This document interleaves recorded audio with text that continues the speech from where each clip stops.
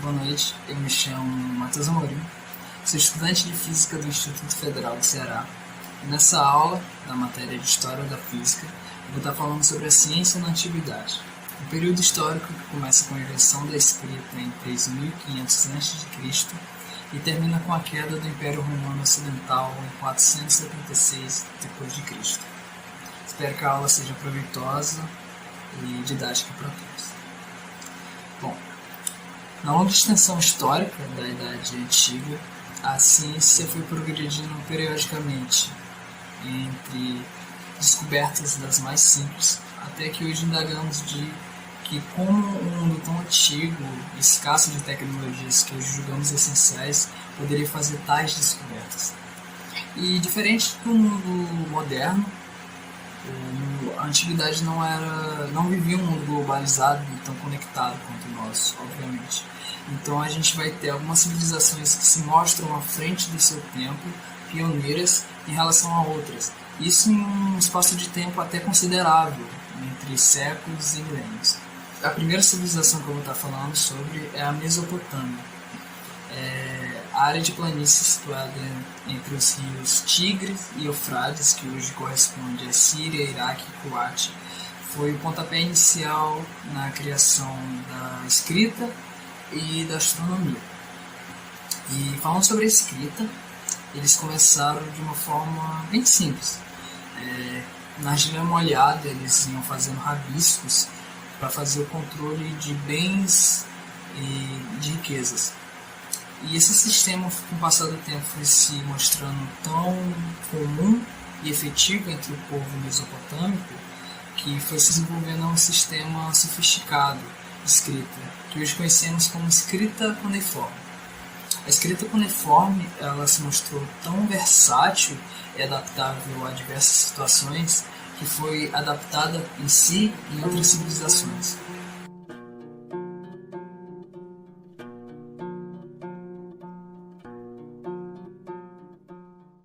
A matemática também foi um marco na história da Mesopotâmia. A Plinton 322, um tabloide de argila escrito em cuneiforme, é julgada como o primeiro exemplo do Teorema de Pitágoras. A mesma foi feita, inclusive, há mais de um milênio antes do nascimento do matemático. A tábua continha 2 dos 3 números de triplos pitagoráticos, ou seja, inteiros A, B e C, que satisfazem a famosa fórmula A ao quadrado mais B ao quadrado igual a C ao quadrado. Eles também desenvolveram um sistema de base 60, que conhecemos como sistema sexagesimal, que foi responsável pela criação do minuto de 60 segundos, da hora de 60 minutos e da circunferência que corresponde a 360 graus. Os babilônios, povo da Mesopotâmia, usaram dessa mesma habilidade matemática para observar e estudar o céu. Eles dividiram o ano em 12 períodos, os nomeamos pelas constelações mais proeminentes do céu, e também dividiram a semana em 7 dias, onde cada uma receberia o nome de acordo com seus 7 deuses, correlacionados com os planetas observáveis no céu. Astronomia, matemática e escrita babilônicas podem ser julgadas como pioneiras no campo, e elas aparecem veemente em diversas outras civilizações posteriores e também em diversos outros momentos históricos posteriores. E é por isso que a gente diz que eles foram o pontapé de toda essa ciência nossa na Idade Antiga. A segunda civilização que eu quero falar é o Egito. O Egito é uma das primeiras civilizações que, até deixado registrados escritos e no desenvolvimento da matemática, astronomia e também da escrita. E um detalhe do Egito Antigo é que a religião sempre foi muito importante para eles. Então, a observação do céu tinha um significado simbólico, mitológico e principalmente religioso. Os astrólogos dos templos eles faziam a observação do céu, de planetas, Sol, Lua e suas fases, a fim de fazer essa correlação com os deuses deles. E a gente fala que a astronomia egípcia tem um detalhe muito curioso e que deixa a gente de queixo caído é que algumas estruturas dela são correlacionadas com o céu. Por exemplo, as grandes pirâmides, que talvez sejam o seu feito histórico mais conhecido no mundo moderno, elas são alinhadas perfeitamente com o Polo Norte. Em Nave da Playa, o elemento mais notável do local é um cromlech de 4 metros de diâmetro, com uma orientação astronômica alinhada com o céu e as estrelas para marcar as estações.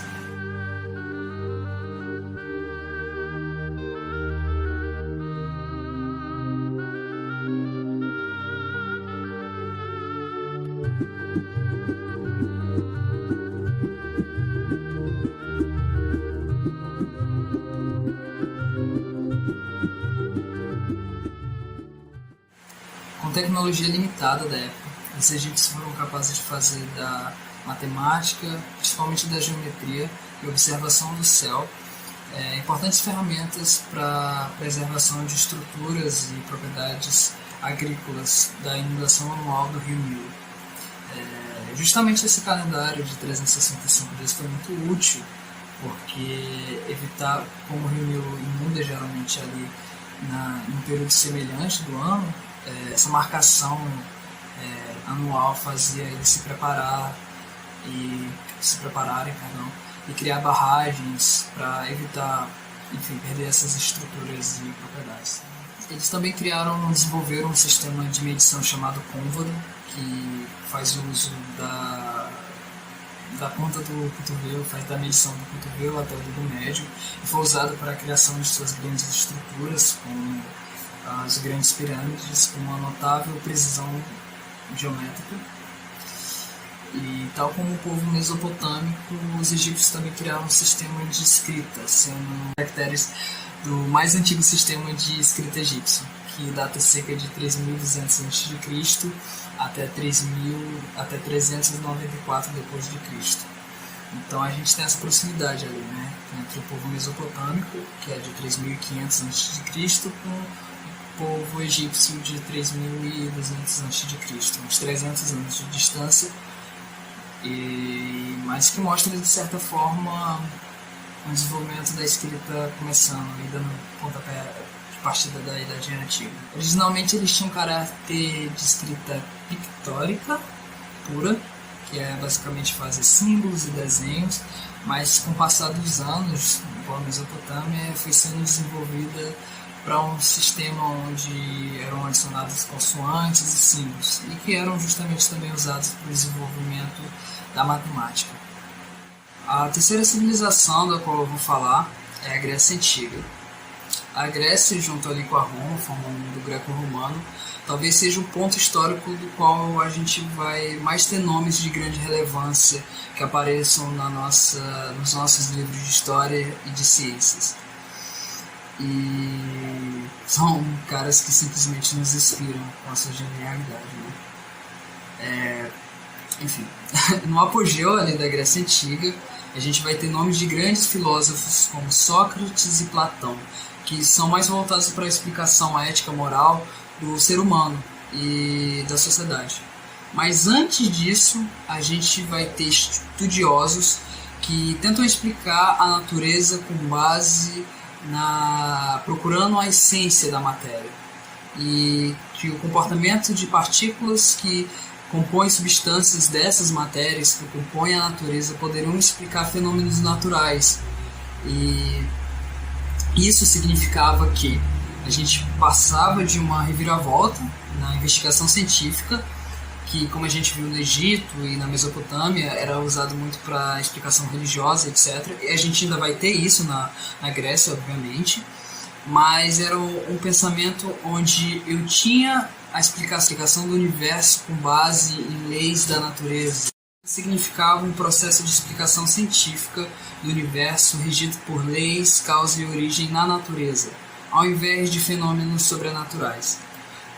Esses filósofos, estudiosos, pensadores pré-socráticos foram os fundadores da filosofia natural, que hoje é dita como a precursora das ciências naturais, como a nossa física. Essa filosofia começa em Jônia por volta de 600 a.C., com Tales de Mileto. Tales era um estudioso, um filósofo, inventor, cientista, matemático, etc., que acreditava que o mundo tinha como sua matéria-prima principal a água.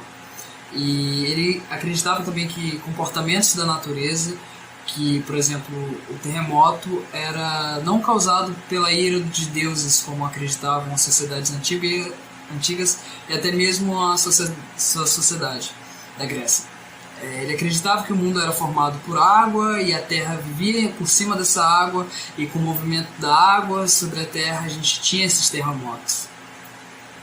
Ele é conhecido hoje como o pai da ciência, e há relatos que provavelmente ele tenha previsto um eclipse solar ainda em 585 a.C., usando seus conhecimentos astronômicos e de matemática, acertando precisamente o dia e a hora do fenômeno. Acredita-se também que ele tenha calculado o tamanho do Sol e das pirâmides usando somente a sombra.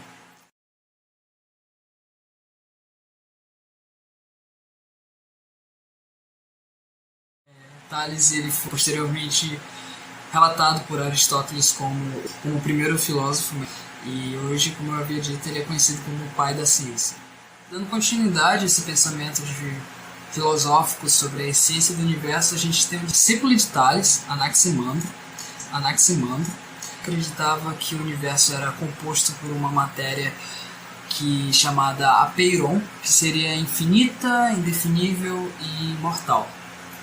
Depois de seu discípulo, a gente teve Pitágoras, que é um nome muito famoso entre a gente, seja pelas suas contribuições pessoais, como o Teorema de Pitágoras, ou pela sua escola, como a descoberta dos números irracionais. Pitágoras acreditava na forma teórica a partir da qual é possível deduzir por matemática e geometria a ordem da natureza. Por exemplo, haveriam 10 corpos celestes, porque 10 é um número perfeito, pela soma de 1, mais 2, mais 3, mais 4. É um pensamento ordenável na ciência que acredita-se que possa ter iniciado com Pitágoras. Depois disso a gente tem Demócritos, que foi o primeiro a apresentar algum tipo de teoria atômica, ao lado de Leucipo, que acreditava que as coisas do mundo eram feitas de unidades minúsculas, na qual a estrutura da matéria dependerá das diferenças do arranjo, formas e tamanho do átomo, uma partícula tão minúscula que não poderia ser dividida. Após disso a gente tem Platão e Aristóteles, mentor e aluno amplamente conhecido entre a gente, que tiveram grande relevância no desenvolvimento das ciências naturais gregas. Platão, mentor de Aristóteles, ele teve as suas contribuições de um teor mais filosófico. Ele escreveu sobre matemática, astronomia, geometria, mas as suas contribuições foram bem mais de um pensamento filosófico.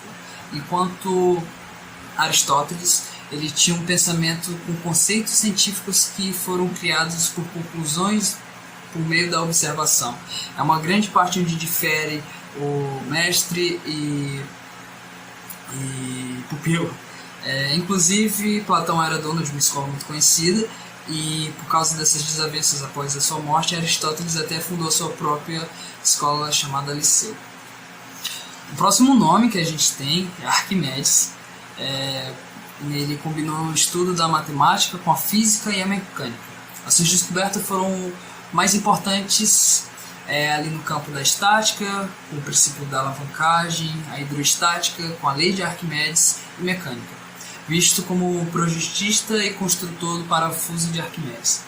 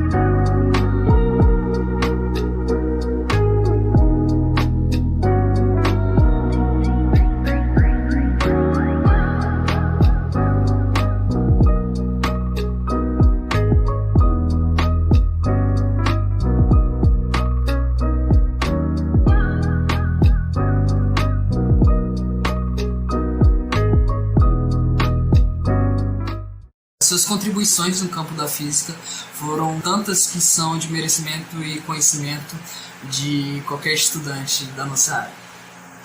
A ciência grega, ela conta com tantos outros nomes além desses, que fica a minha recomendação para quem está assistindo essa videoaula, dar uma procurada, porque são nomes de filósofos, matemáticos, físicos, astrônomos, e que tiveram grande contribuição que hoje a gente usa até hoje, conceitos aprendidos nessa época da Idade Antiga.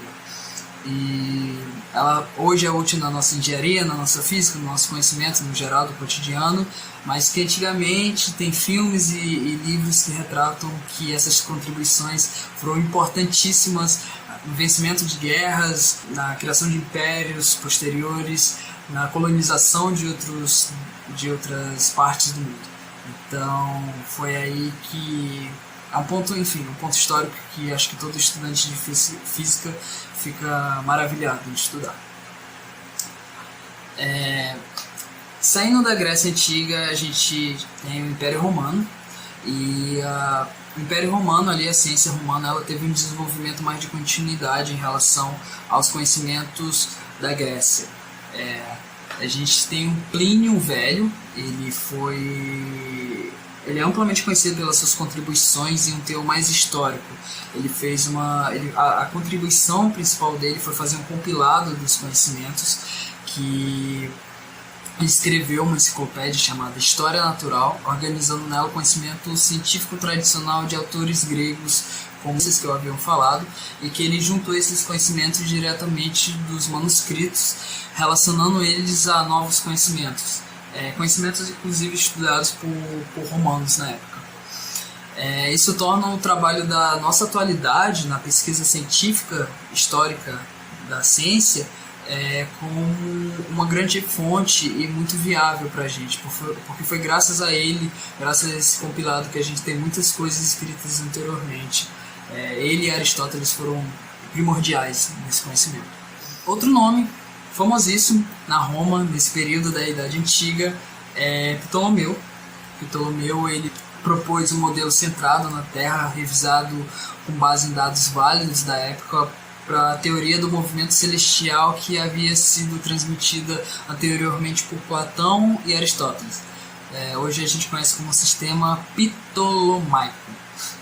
Ele se tornou um modelo predominante para o movimento do céu por muito tempo.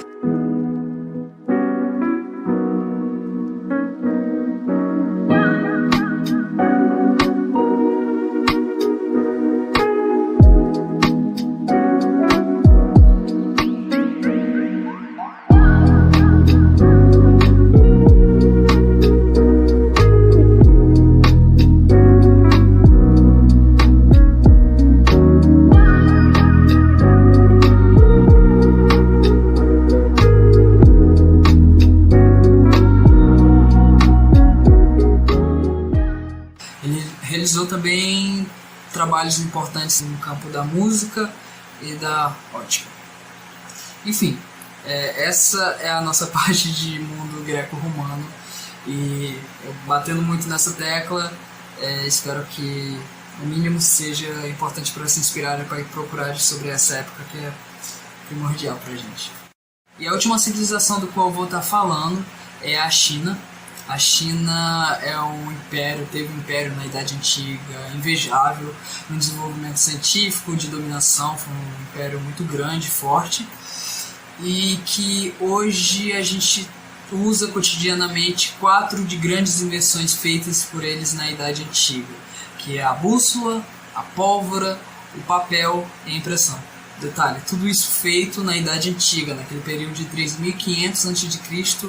até 476 d.C. Então, faz muito tempo isso, e eles conseguiram fazer esse desenvolvimento científico incrível. No campo de astronomia, eles também, como outras civilizações que a gente falou, eles eram fascinados na observação dos céus, e historiadores datam que astrônomos chineses em 1054 a.C. conseguiram ver a olho nu a explosão de uma supernova que deu lugar à nebulosa de Caranguejo. Tiveram outras contribuições da China, E além da China, tiveram outras civilizações, como eu disse, a Idade Antiga é uma longa extensão histórica, que teve diversas civilizações, um desenvolvimento científico incrível. Eu vou estar deixando também algumas sugestões de livros que trazem conhecimento mais amplo em relação a esse tempo, que acredito que todos vão ficar fascinados. Enfim, é isso, espero que tenham gostado da aula, espero que tenha sido didática. Seria bom ter um pouquinho mais de tempo para estar falando de mais civilizações, de mais invenções, mas é isso. Obrigado pela atenção e boa noite.